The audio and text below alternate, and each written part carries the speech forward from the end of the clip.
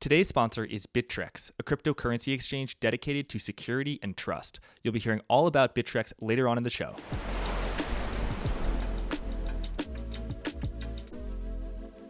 I am joined by Peter Tchir, Head of Global Macro Strategy at Academy Securities. Peter, great to have you here. Thanks a lot for having me. Fed Chair Jay Powell came out on Wednesday, spooked the markets yet again with his insistence that, yes, the economy is slowing, but it's slowing from an artificially high base, and the number one thing we have to fight is inflation. And by the way, look, if we go into a recession, don't worry about it, Peter. We can just lower rates again and fix the economy. So do you agree with Powell's assessment that the fundamental nature of the economy is maybe not strong, but not dire?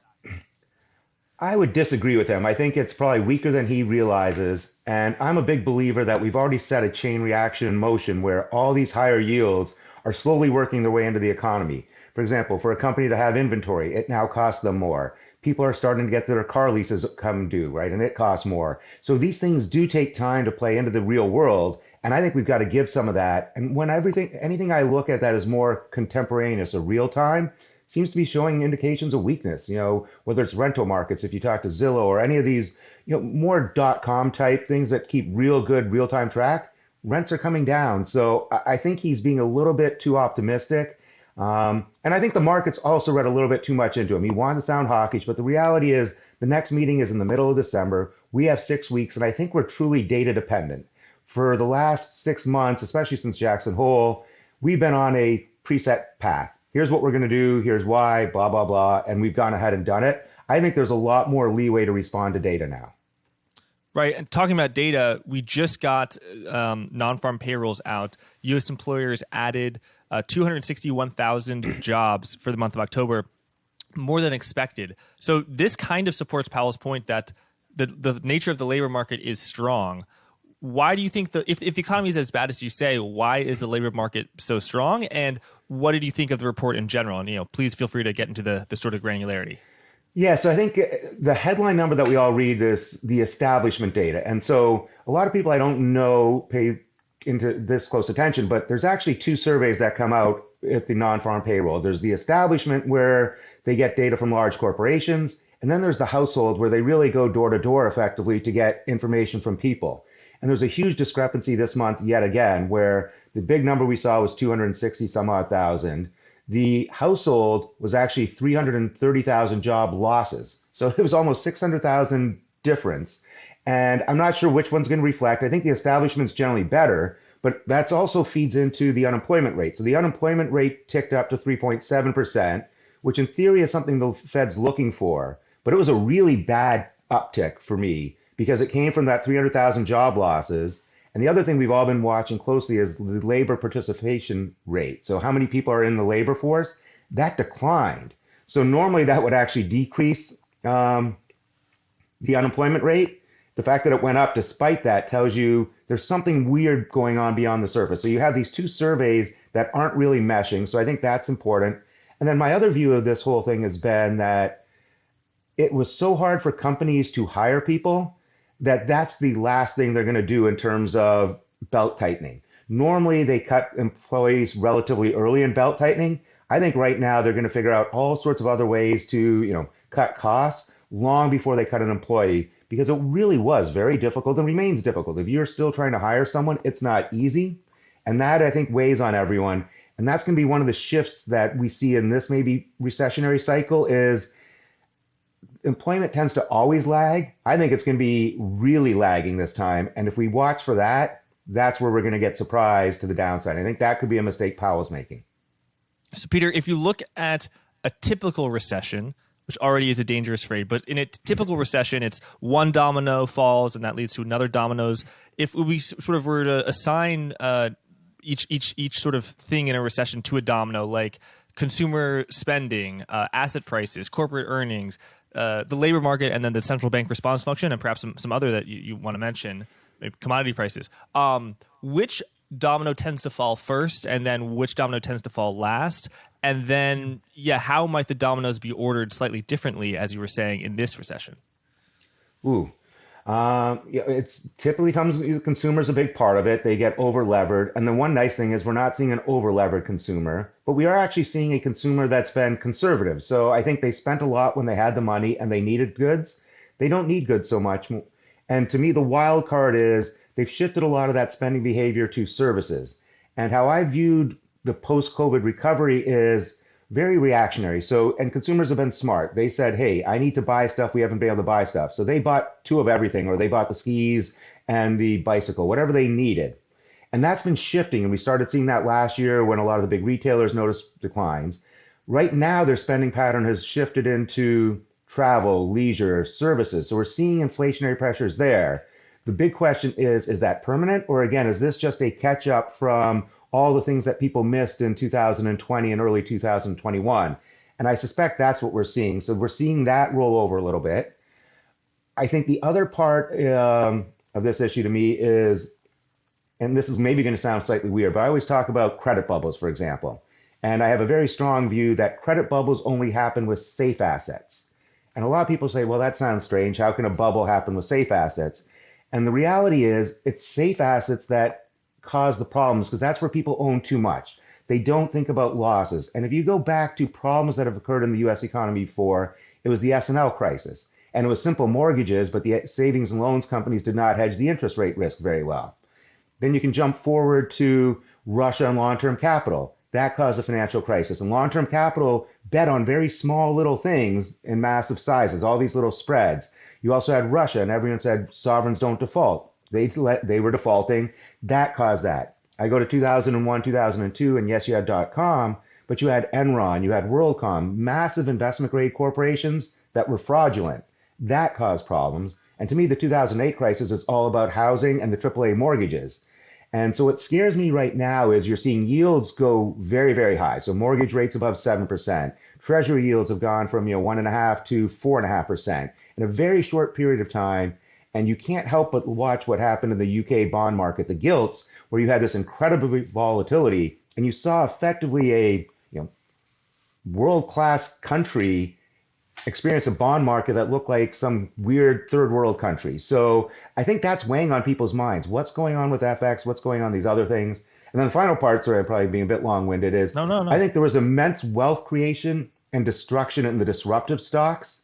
And not only are their employees hurting, you can take a look at any of these stocks, whether it's a Peloton, they've gone way up, they've gone down. So their employees are hurting and they were spending a lot of money. And that's a subset of the economy, but also those companies themselves were able to spend on whatever they wanted, right? They were only being viewed as, are you growing or not? So they were taking down new servers. We need more cloud space. We need employees. We need office space. And no one cared. And now that their spigot of easy money has been shut off, that's going to be another area you see that. So I think the leading indicator here is going to be big tech. And I think we started seeing that in this quarter's earnings. Tell me about that. What did you see? I know Amazon had a particularly rough quarter. And then again, we're filming this on Friday, November 4th. This will air on the next Monday. That companies are starting to, if not lay people off, they're freezing hiring. So Amazon actually yesterday announced that it would freeze corporate hirings. Twitter is going to lay off half of its people with Elon Musk now in charge. Yeah, so tell us what you saw from this quarter's big tech's earnings, as well as how that translates to the labor picture, and in particular, the big tech's spending on services, which are the incomes of other companies. Yes, and I think Microsoft, I would add in there, right? They had a very weak quarter that got pounded. And I think, to me, when I go and talk to a lot of companies, I think the first thing they're trying to pull back on is not cutting employees, but they're saying, okay, what services do we have? And whether it's accounting services, I think consulting services is another area where people are like, wow, we've allowed so many consultants into our doors because we had all this money. Let's maybe cut back on where we're going on consulting. That will take time. And then it's just, wow, what are we paying for cloud services, for example? I don't know anything about the particular details, but maybe we bought X amount of cloud services and we really only need this amount of cloud services. How do we cut back on that? So I think that affected big tech a lot, right? We don't need, if we're not hiring new people, we don't need a new version of Excel. We don't need all these things.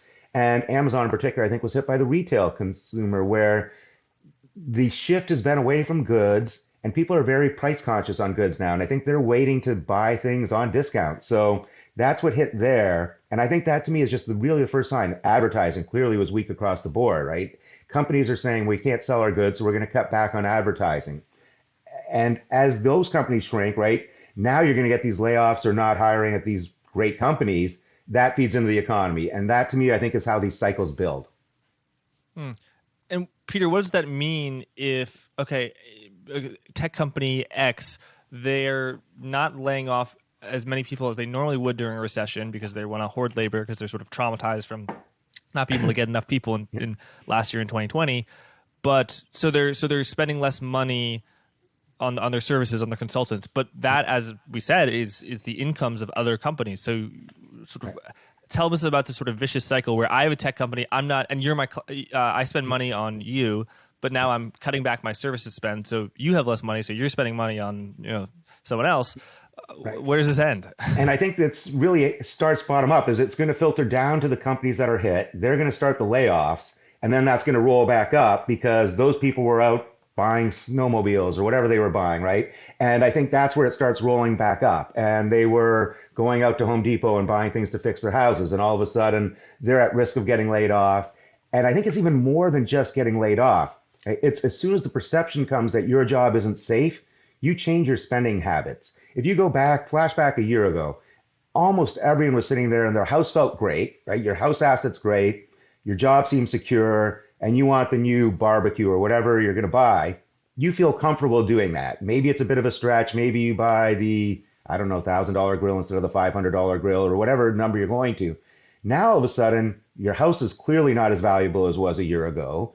Your job seems a little bit more shaky. You probably know someone within your circle who's either at risk or is talking about getting laid off. That changes, I think, your behavior. And so everyone tightens up a little bit and everyone spends just that little bit less. And then it becomes this vicious circle. It's, it's like you say, my savings was your income.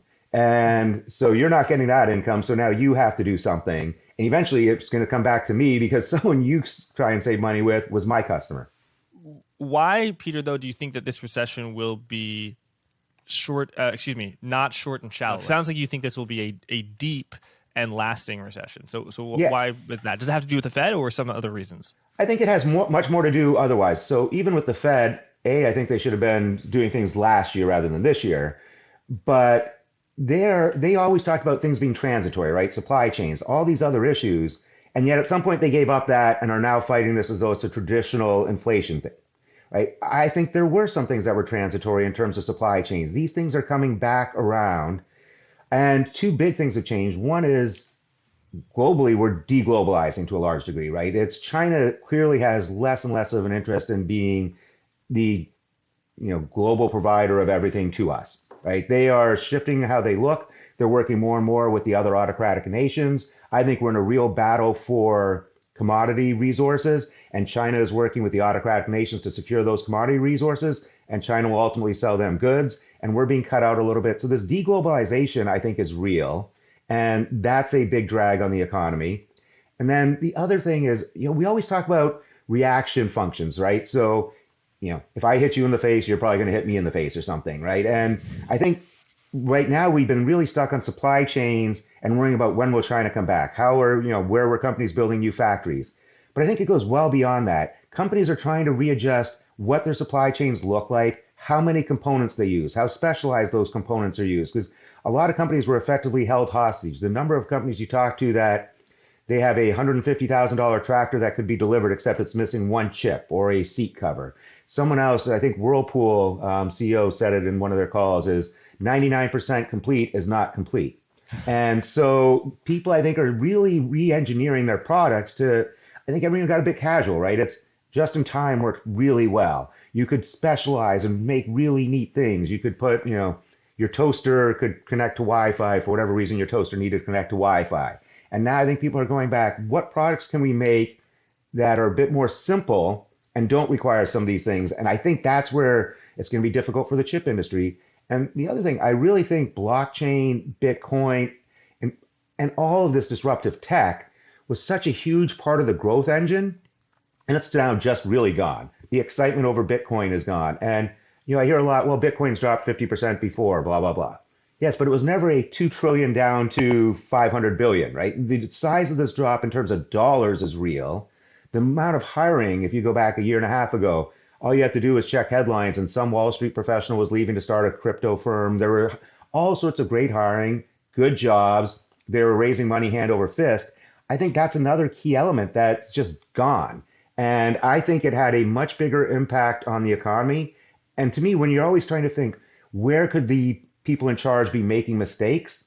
I think underestimating how important crypto and things were to the economy is one of those cases, because you have a bunch of 70-year-old people who hate crypto in general. I'm not necessarily a big fan, but they kind of don't even want to hear about it. And I think they mistook how important this was to the chip industry. If you pull up some of the chip stocks, I think NVIDIA's particular, it graphs very much like Bitcoin. So I think it fed into the economy in a way we have not seen before. And with it kind of derailing and not really coming back, that's just going to be this other drag that people aren't accounting for. That's a take I haven't heard before, Peter. I find it really interesting that crypto actually was somewhat of an integral part of the economy in terms of spending, in terms of income, in terms of hiring. And yeah, we are in a crypto bear market, just as we're in a stock bear market as well. And at one point, sorry, I don't want to interrupt you, but at one point, I think there were studies showing that crypto mining would have been, if it was a country, the 10th largest user of energy, for example, right? So these things, I think people underestimate how big it was in terms of that overall growth that we saw in disruptive tech and the economy. There were 22 or 500 autonomous car companies, it seemed like a year and a half ago. Now there's a smaller number. So all these things were all buying the same sort of highly specialized, really interesting chips, and they were driving those stock prices higher. They were pushing everyone towards that. And if you view a chip as a commodity, which is probably a little bit of a stretch, but when I look at commodities, it's always the marginal 10% supply and demand that really drives prices. So whether you look at oil or wheat, we can all talk about everything, but it's actually a relatively small change in either supply or demand has a very large impact on price, particularly over a 6 month to 2 year period. And I think that's what's going to happen in the commodity space or in the chip space is it may not have been the biggest component, but at the margin, you're going to lose this 5%. And if the auto industry does the same thing where they cut back the number of chips and again, really on the high specialized, because that's where the profit margin was for a lot of these companies, I think there's going to have to be some restructuring done along that. Yeah, so let's see. The chip companies, I guess there's the old school American ones like Intel. There's the Taiwanese ones like Taiwan Semi. There's one big one in Europe, I think ASML, but a lot of them are in Taiwan, right? So tell us, if you pull up a chart of, and I was just looking at like the chart of ASML, it really is exponential. Where yes, it's has performed very well over time, but from 2016 to 2021, end of 2021, the stock was just on fire. You're saying that a lot of that, particularly in the last few years, was crypto. And then that if crypto does not come back, which by the way, right, I think there's a decent chance crypto does come back, but that's just my opinion. And I take it even more broadly, whether you look at the Pelotons, the SoFis, the Palantirs, that was the whole disruptive industry was a massive consumer of these items. And that's shifting a little bit. And again, I think how much did people double order over the last 2 years, right? Again, the response is we don't have enough supply. So we're going to do two things. We're going to change our product mix so we don't need as many of these. But in the meantime, we'll order more so we don't get caught short again. So I think there's a lot of misreading of the data out there. And then one of the things that I think is happening geopolitically is, and we talked about this, right, this kind of deglobalization, and we're seeing nearshoring. And I think, unfortunately for Taiwan, people are now trying to break the grip of Taiwan Semiconductor. And whether it's building factories in the US, I think there's at least 2, if not 3, large chip factories announced. I think Syracuse is going to get a Micron one. There's been some down in Arizona. I think Intel announced one in Germany. So what you're going to see is people realizing it's highly unsafe for your business to be relying on chips from Taiwan, given their proximity to China. And I think that has really been eye-opening to a lot of people. That was one of the switches that triggered, I think, when Russia invaded Ukraine. People obviously have to deal with that, but I think people are taking a much more serious look and saying, what does my supply chain look? How safe is it? Or secure is it? And I think you're going to see a lot more being done domestically in Mexico. I think people feel comfortable. I can get in my car, drive down to Mexico and check it out. And the first shift was out of China, where with COVID zero, people got nervous. But I think Taiwan, right? Basically, you were embargoed for a couple of days when China was performing all their exercises in the Straits of Taiwan. Do you really want all your high-end gear coming out of Taiwan?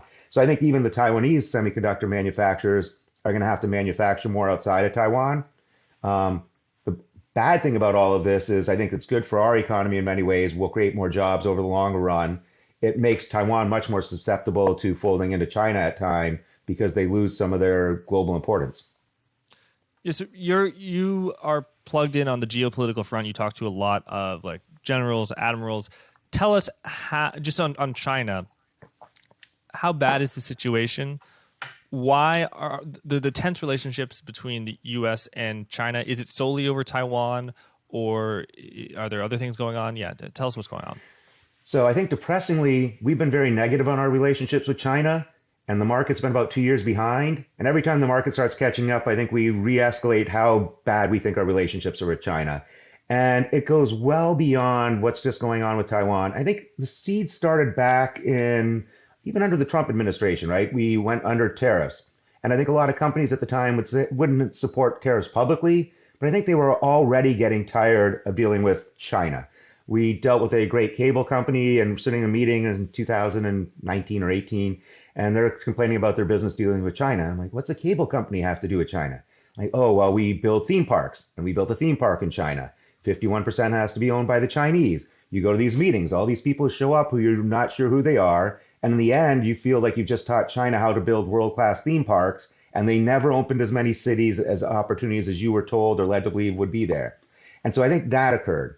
Then the next big thing was during COVID, when we realized all of a sudden, we don't have our own PPE. We don't have things that we need for a national security level. And Honeywell and 3M made N95 masks in China, and China would not let them export them to the US for safety concerns. And as far as I can tell, China's never let anything leave due to safety concerns. So I think there is a big awakening on this. The US military receives about 90% of their antibiotics from China.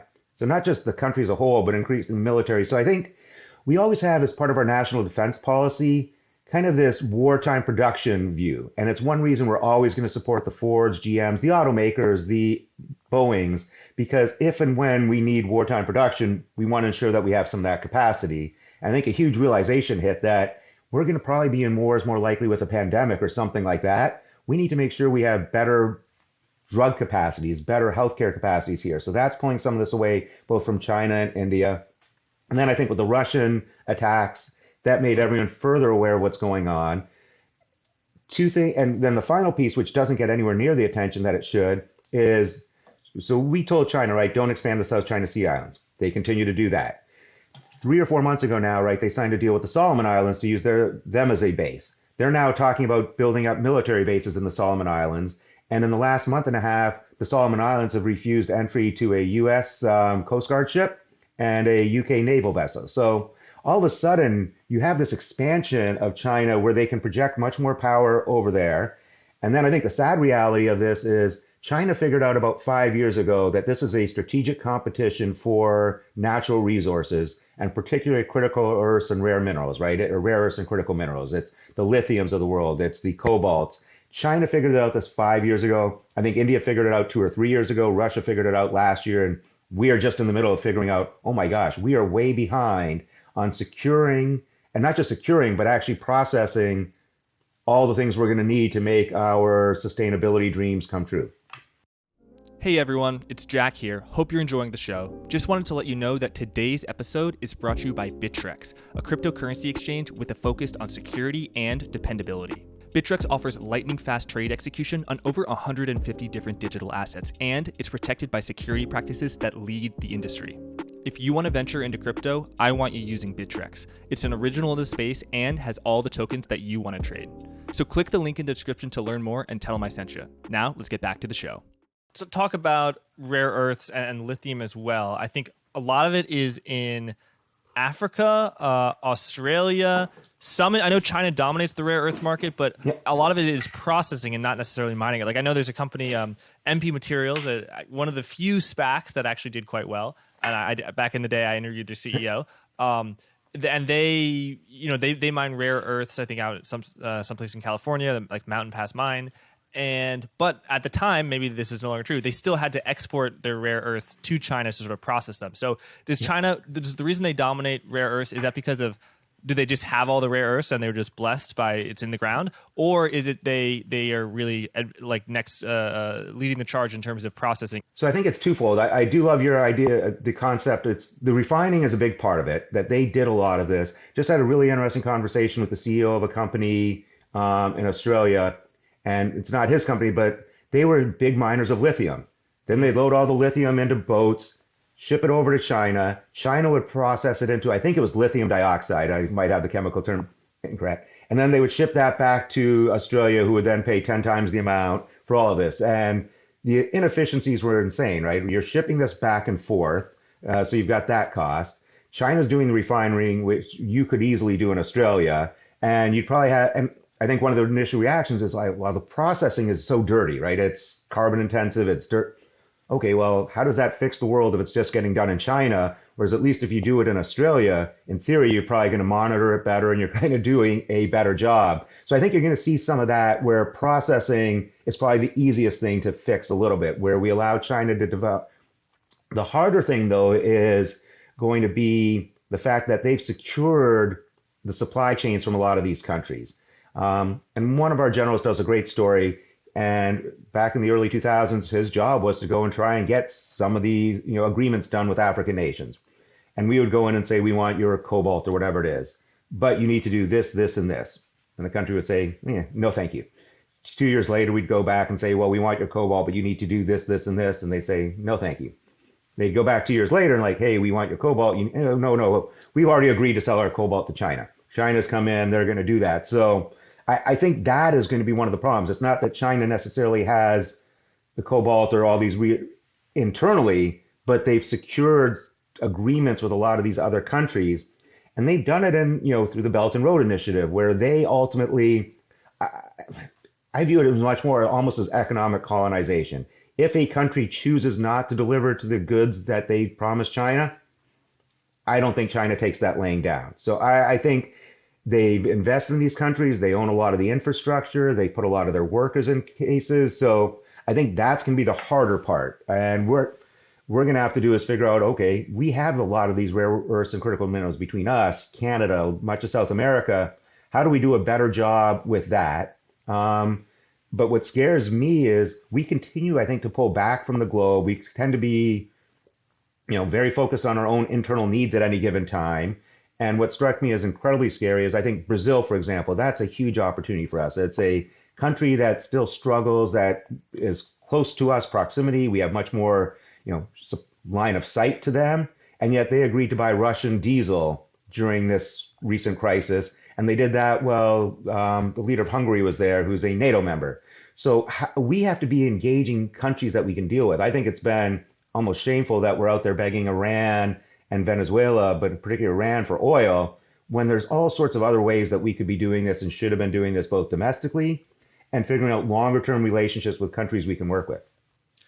Peter, I've got a question that on the face of it, it's a very basic question, but I'm pretty sure it's almost impossible to answer, which is, okay, China's been growing so rapidly, enormous population, huge productivity gains, GDP's just been off the charts, and they're investing in all this technology, they're securing all these resources. So if China is such a good story economically, not even in the future, but in the past, how come its stock market has performed, has underperformed, most stock markets worldwide?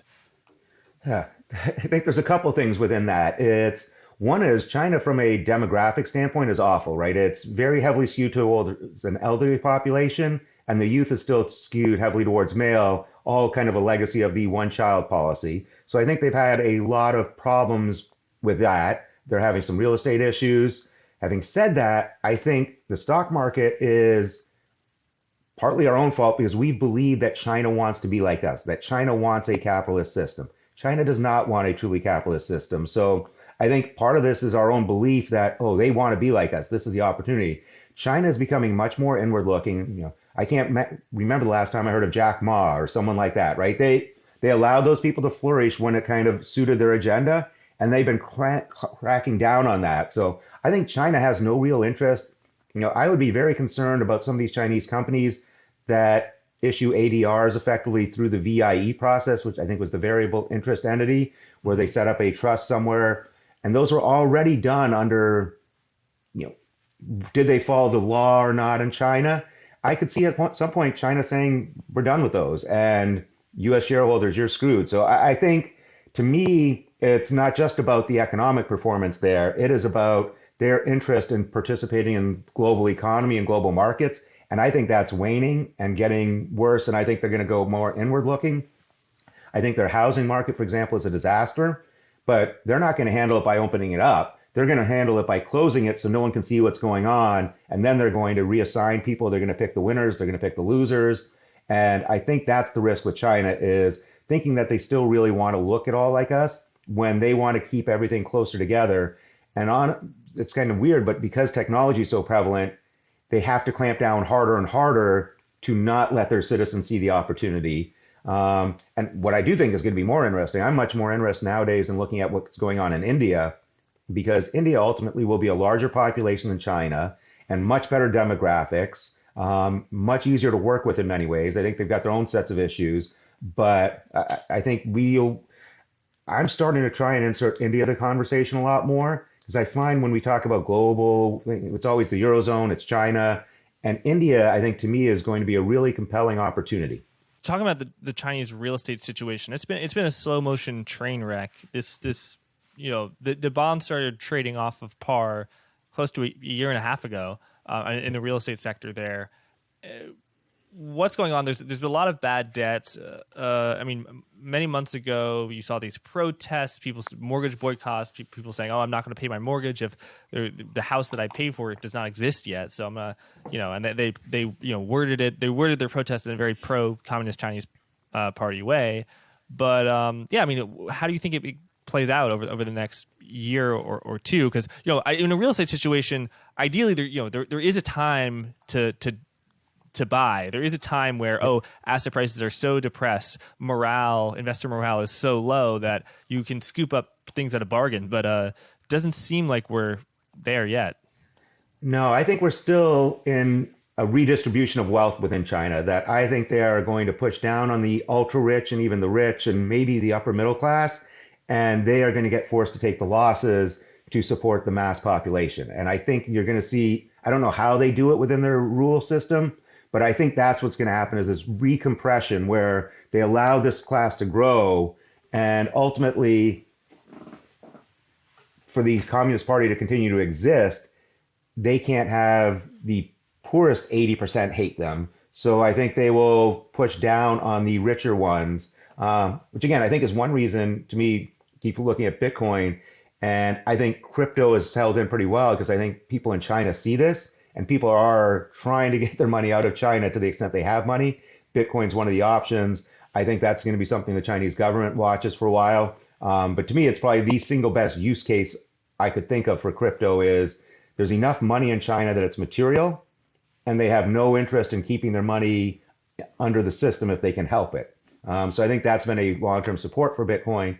The negative side of that is China clearly doesn't like that. So China will probably try and figure out ways to eradicate that element. So I think that's a neat part that fits into all of this. But that's what I see as this wealth compression in China, where they are going to clamp down and basically reassert everyone, remind everyone it's a communist country and the Communist Party is in charge, not rich people. Thanks, Peter. Tell me about energy. I hear often that the energy market is very tight, that there's just not enough natural gas, there's not enough oil, people aren't doing enough exploration because of environmental concerns. How does what's the Washington consensus on that? Because right now, the U.S. is drawing down its strategic petroleum reserve, often as many times as 1 million barrels a day, in order to give excess supply to the market. And as such, like from June until now, the oil price has gone down. Obviously, it had a huge upsurge coming out of COVID until June, particularly after the war in Ukraine. But yeah, what are you seeing? What are you seeing in the energy markets? And I guess there's I have two questions. One is how is Washington thinking about it? And is the Strategic Petroleum Reserve, is it as some say, a strategic midterm reserve that will stop rolling off as soon as the midterms come? Wow, a lot to handle there. I think Yeah. one thing that I saw immediately after the Russian invasion, it felt like there was a little bit of meeting in the middle and people understanding how important energy was. And it feels that did not last very long or get very much traction before we've gone back to kind of this bifurcated view. I think, talk to a lot of people, the reality is we probably need a 20 to 30-year plan to properly transform our energy from more traditional resources to much more environmentally friendly sources. And it's not a 5-year plan. It's probably not a 10-year. It's a 20 to 30-year plan that is well thought out, that's organized. And it does not seem like we get that. We lurch from this policy to that policy. I don't see any way we get to a good transformation of our needs without using more nuclear. So I think nuclear is something that's gaining a lot more discussion.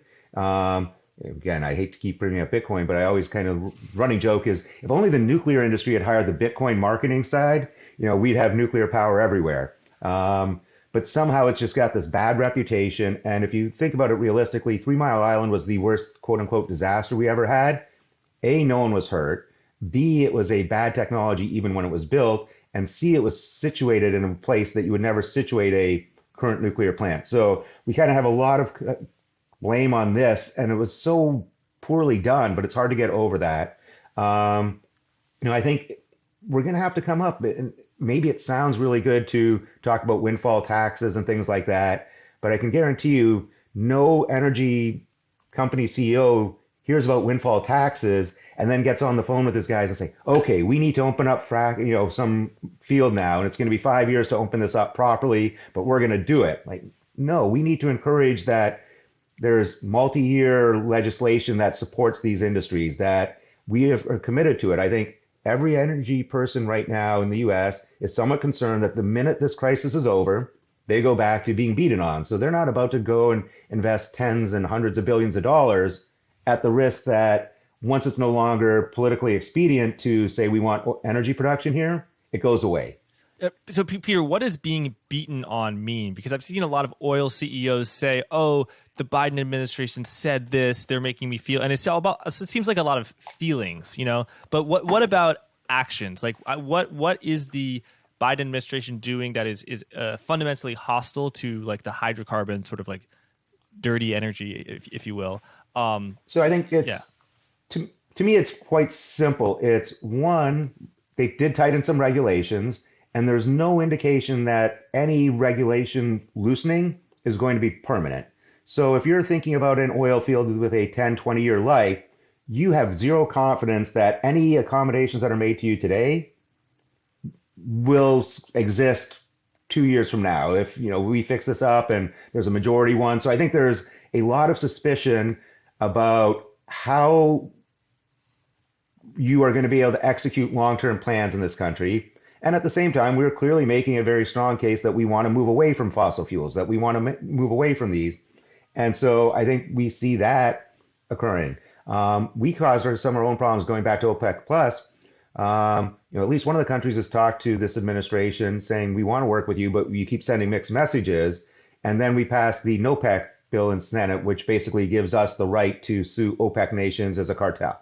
And no one's ever going to use that. It's never going to pass the House, but yet we did that. And it just alienates some of these places. But to me, I think it's this twofold thing is we have very difficult regulations. No one believes those regulations, even if they're loosened temporarily, will be codified in a way that you can build longer term projects on that. Not when there's other parts of the world that you can go into and think about it better. And our long-term messaging, right? We keep talking about getting rid of hydrocarbons, getting rid of this.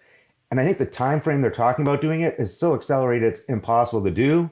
But yet that's the messaging. So how do we create an environment that companies believe that if they put in the time and effort to develop these resources, they will be there? And I would say a simple thing, Keystone Pipeline. Why isn't that signed into law? That to me, it was going to be union jobs, so it solves that.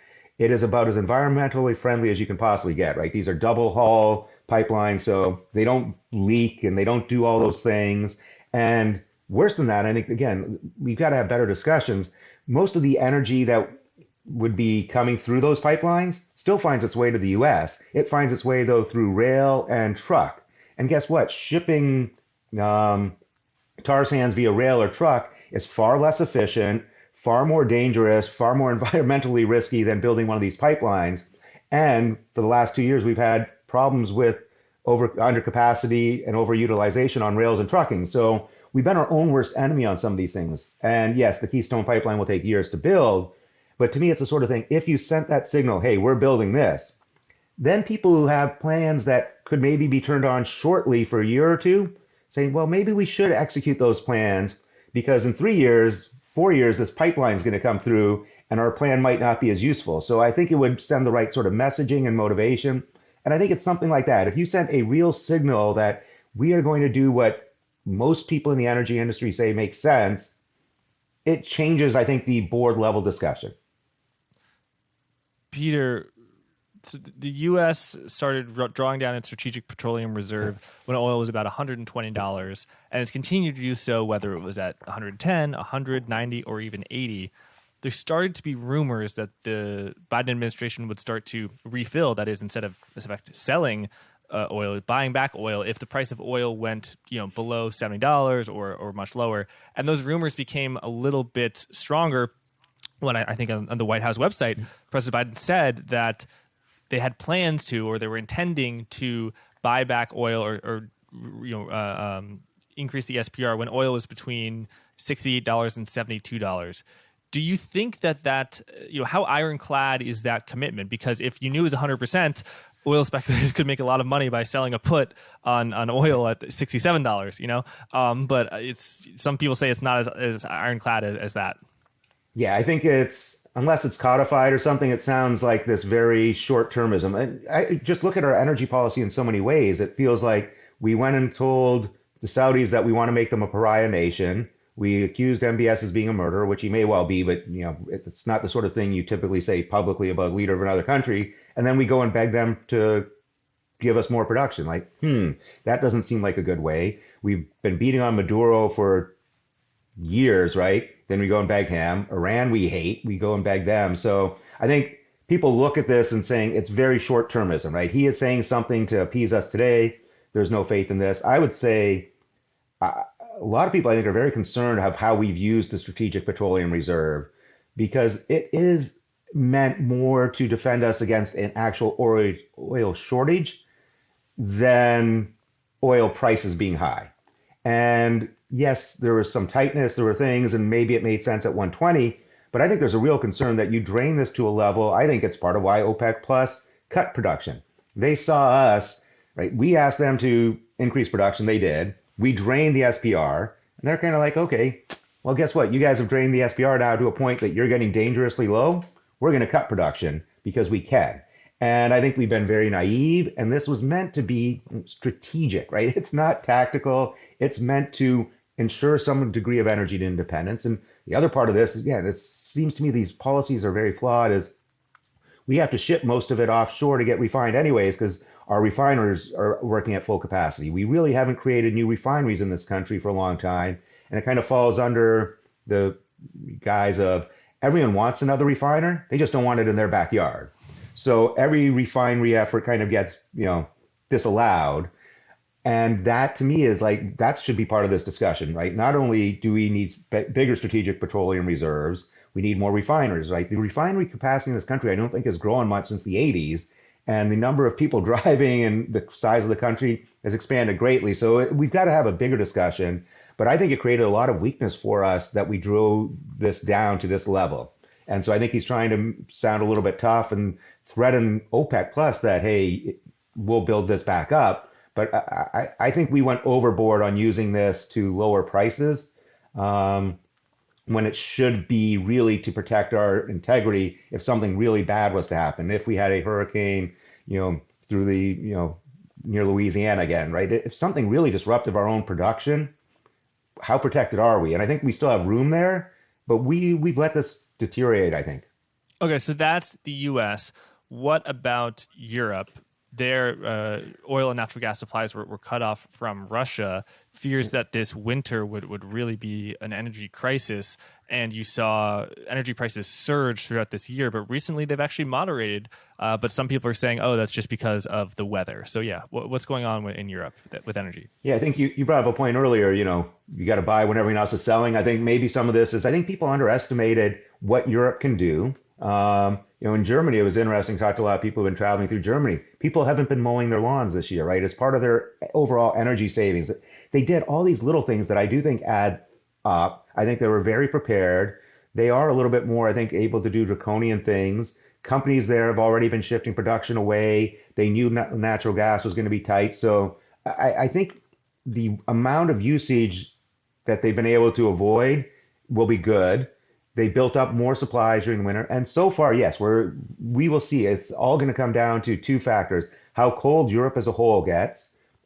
If it gets really cold, they're going to have to draw on this much faster than they would have thought.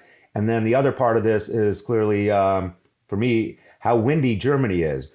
Germany relies very heavily on wind. And last winter, you had this weird situation where it was very cold without much wind. So you had this increase in demand on energy usage and less supply from their wind. So hopefully you get a more normal weather pattern and it breaks this a little bit. But this is a multi-year problem. This is something that's not going to be solved necessarily by Russia coming back online, because Russia's found new customers for their energy products, right? They're going to sell to other countries that are more friendly to them, that aren't, hacking with them. I think China, India. India, again, has just made a clear decision. They want cheap energy, they want cheap commodities, and they will do what it takes. So I think we got to figure out a better strategic solution. Some of the things like more LNG imports is good, but that takes years to build. And it's just going to have to be this commitment. Where do we head? Where do we go with nuclear? So I think we probably get through this winter, because I think people were overestimating, but I don't think the problem goes away come March. We're going to have to make sure year in, year out, Europe figures something better to do. Yeah, I mean, definitely going to get through this winter. Like, there will be a 2024. It's not like time Right. stops. However, yeah. So okay, the Germans aren't mowing their lawns. That's all good. Companies aren't, zinc smelters. Maybe they're not turning on their factories. All right, that's good for the country in terms of energy independence, but it's not great for the zinc smelters. It's not good for the economy. I mean, you're seeing the German manufacturing PMI start to dip pretty sharply. How severe of an impact is this already having on the European economy? And yeah, how bad do you think it gets? Because like the better that the more hardened the German people are and the German government is at not using natural gas and oil, probably the worse that is for the economy, right? Yeah, no, that's a great point. And again, I think the European economy is struggling. Their manufacturing is a disaster. They're also having to deal with an influx of 5 million or more Ukrainians. And that level of migration, supposedly it's probably the biggest forced migration in Europe since World War II, and maybe even including parts of World War II. So you have never seen this number of people displaced in such a short period of time. That puts stresses on all the systems. Even if you're living in Dublin, right? The Dublin food system was not set up to distribute to this many more people. And I think there's stress throughout all of Europe. I think it's a disaster, which is another reason I don't think we can remain an island to ourselves, and their problems are going to become our problems as well. So that's another huge drag when we look at what's the economic risk is how do we do well if China doesn't care about us as much, the autocratic nations are pulling away, and Europe's a disaster. So Peter, as people can tell, you talk to a lot of people around the world, not just in finance, but geopolitics. How big of a problem for other countries is the strong dollar? The dollar has been appreciating rapidly against the euro and the yen, as well as the typical sort of emerging market countries. And in what way is that a problem for other countries? And yeah, are people complaining about it, or are they sort of saying, "Oh, it's not that big of a deal"? Yeah, I think the strong dollar is a problem for all sorts of reasons, and not just the countries. So I can start even with our own markets, right? It's a lot of investors buy U.S. treasuries or U.S. investment grade debt, and then they hedge out the FX risk. And they tend to hedge that out for 3 months or so at a time. That's kind of just a standard contract. And so what's happened, though, is all of a sudden, because the cost of this hedging has risen a lot, they're looking at these assets and they may be forced to sell dollar assets. So you may be seeing part of the weakness I think we see in treasury markets and maybe even investment grade is this forced selling by foreigners where they can no longer hold on to their dollar assets and do the hedge. So it's just easier for them to sell those. So I think that's putting some pressure on yields for all of us. So it's not just a problem for the other country, it's a problem for us. But I think it's very difficult for corporations to manage where they're looking at, do I want to invest in the UK? And maybe you always thought you'd have some sort of narrow range of volatility. Now you're looking at it trading like an emerging market. You're getting these 10, 20% swings. It becomes much more difficult to make a $10 billion investment in a country with that because your hedging costs have gone up. So it starts really disrupting how or where people are going to do business. It may also right now, wow, maybe we shouldn't build a plant in the US. Maybe we should wait and build it in France. And I know we got to go back to square one, but maybe it's cheaper now. So it changes a lot. I think for Japan in particular, it's problematic because they are a massive importer of natural resources, right? They are probably the outlier in terms of the whole world, in terms of a big economy, but almost nothing in terms of natural resources. They're heavily, almost all of their energy needs, I think, get imported, right? So they have this issue. So a weaker currency actually hurts them. And again, I think we're being a little bit short-sighted here where the Japanese in particular, I think the UK a little bit, even the ECB have been talking about the strong dollar. And I think they were hoping that we would do something. And we've decided, both Yellen has said stuff, Powell, that, we have to do what's right for us. And yet we're probably asking these countries for support in Ukraine or support in something else. I think at some point they're going to turn around like, whoa, whoa, whoa. We ask you for something, you say no, and you come and ask us for something and expect us to just give it to you. And that's that whole era of deglobalization. So I think it's becoming a little bit problematic for our companies. I think it's becoming problematic for ourselves as foreigners. And again, that's, to me, this deglobalization. If other countries are selling their treasuries or investment grade bonds because they can't do this, you further decouple, right? There's less and less linkage. And I think that's problematic for overall yields, but also for our global, future. And I think countries are struggling with this.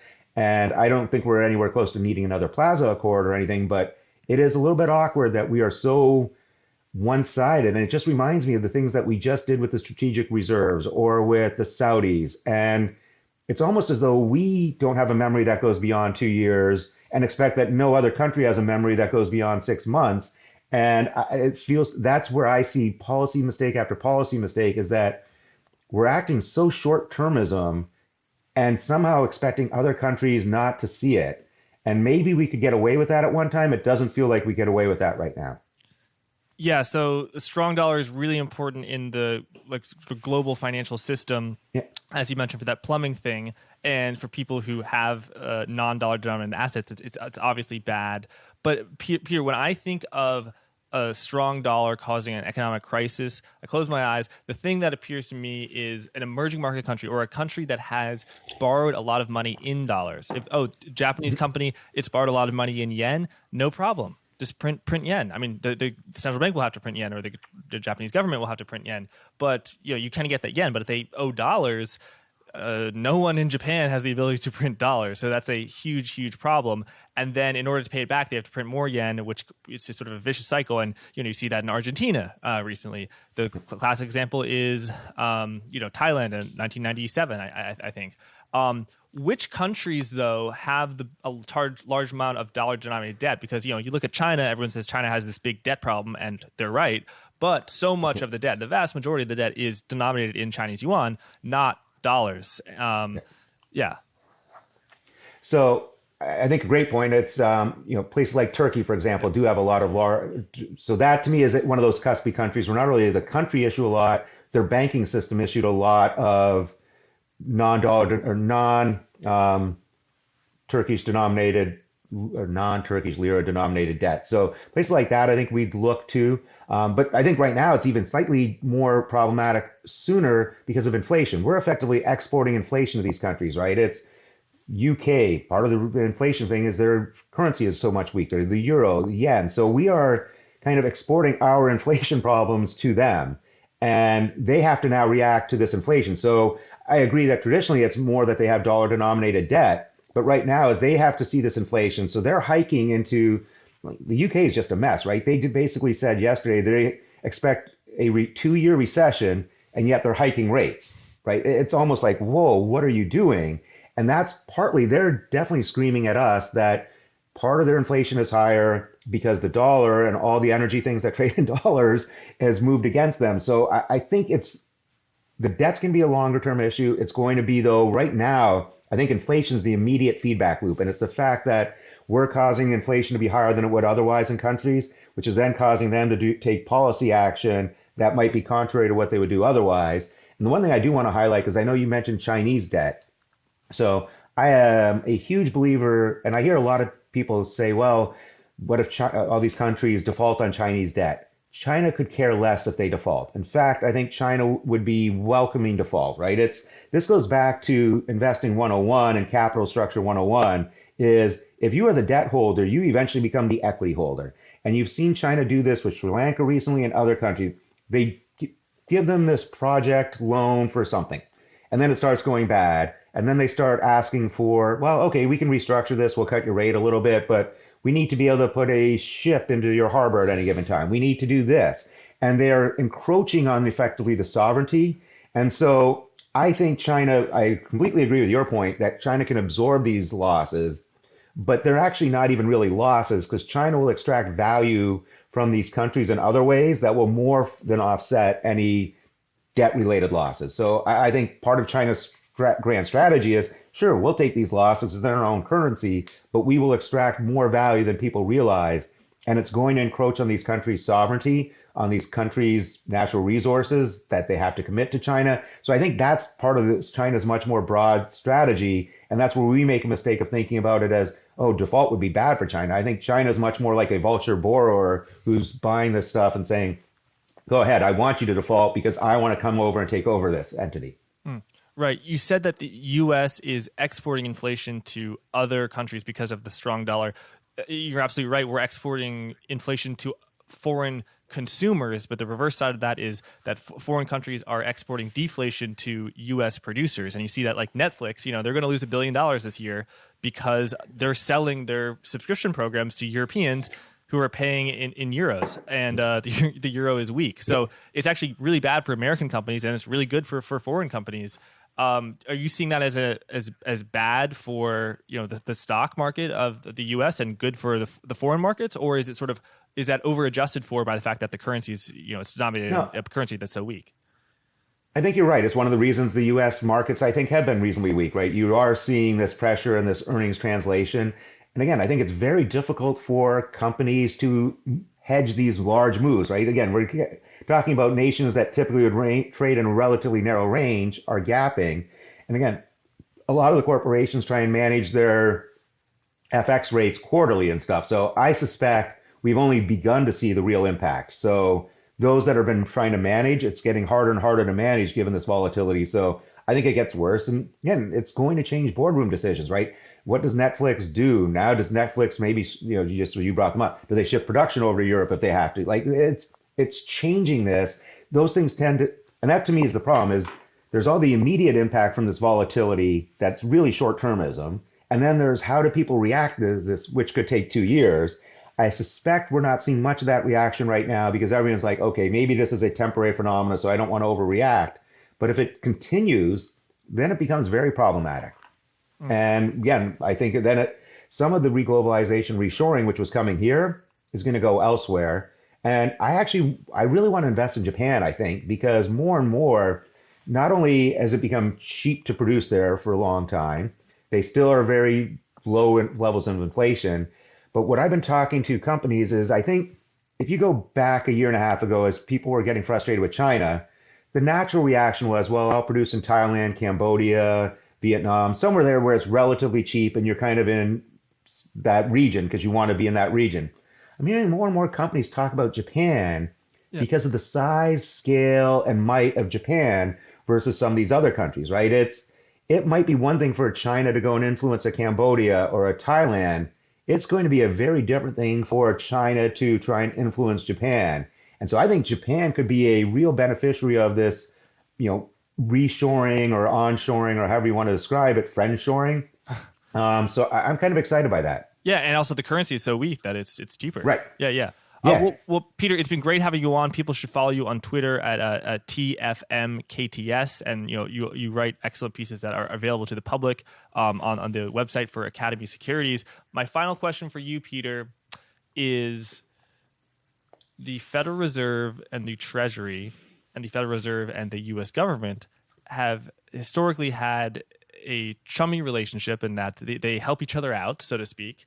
But at what point does the Federal Reserve's tightening induce a recession and cause politicians to become very unpopular? And is Jay Powell going to soon become bashed by more and more politicians? I think we already saw John Hickenlooper, a Democrat, say, the UN is already calling on the Federal Reserve months ago to stop hiking. At what point does the Federal Reserve's actions become so unpopular that you start to see like sort of a brewing war between politicians and the Fed? So I think domestic politicians are going to start focusing on this much more after the election. Somehow we made inflation the only thing for this election, at least in terms, or a key point. I think as we get through that, people will be like, this seems insane that we want to put 1.5 million Americans out of work, right? We want our unemployment rate to go up 1%. And I think the workforce is 150 million. So it's about 1.5 million Americans we want to put out of work to save inflation. And God only knows what your inflation rate is if you get unemployed during the fight for this. So I think that's going to attract a lot more attention. And I think we've already created this friction with other countries that we are not playing globally, right? We are doing this for ourselves, maybe for our own election purposes. So I think some of that is playing out fairly quickly. I think we're going to start seeing the cost of debt, not just for the individuals rise, but as the cost of debt for the country rises, we're going to realize, whoa, like, where are we? What have we done to ourselves? So I think there's going to be some severe pullback on this. And I would say my view on where the economy winds up or markets head, I don't think we will see new lows until we see a true risk off type move. And by that, I mean, I think we are going to realize at some point, probably early next year, very early, maybe even later this year, the economy's in worse shape than we thought. And so you're going to see yields actually go much lower. And that initial wave is yields lower, stocks higher, because that's what we've been conditioned to. But I think it's going to then go yields lower and stocks much lower as people realize we have just screwed things up. We've broken all these connections and nothing's working quite as well as it should. Very interesting. Well, Peter, thanks so much for joining us, and thanks everyone for watching. Thanks a lot for having me. Thank you so much for watching. A few housekeeping items before I let you go. Subscribe to the Blockworks Macro YouTube channel so you don't miss another episode of Forward Guidance. You can find Forward Guidance, the podcast you just listened to, on your favorite podcast app. That's Apple Podcast, Spotify, Overcast, Podbean. That's Podbean as in, on this pod, I've been saying that the Fed pivot is still far away. In addition, please check out today's sponsor. It really helps the show. Link is in the description. Finally, Blockworks is looking for a video editor. Go to blockworks.co/careers to learn more. Thanks for watching.